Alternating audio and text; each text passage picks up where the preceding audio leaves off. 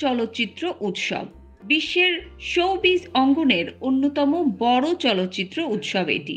দক্ষিণ ফ্রান্সের রিসোর্ট শহর কানে প্রতি বছর সাধারণত মে মাসে এই উৎসব হয়ে থাকে। এই উৎসবের ৭৭তম আসরের পর্দা উঠেছে। ১২ দিনব্যাপী আনন্দঘন পরিবেশে তারকাদের এই মিলন মেলা চলবে ২৫ মে পর্যন্ত। এই উপলক্ষে হলিউড, বলিউড সহ বিশ্বের নামি দামি তারকায় ভরে ওঠে কান শহর।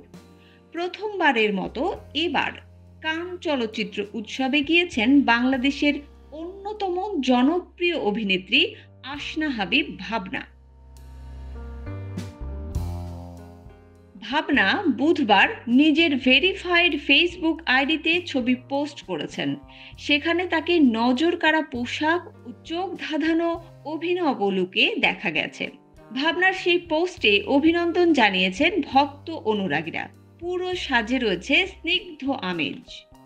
কারো কাজ করা নেভি ব্লু গাউনে অভিনেত্রীকে বেশ আকর্ষণীয় দেখাচ্ছে।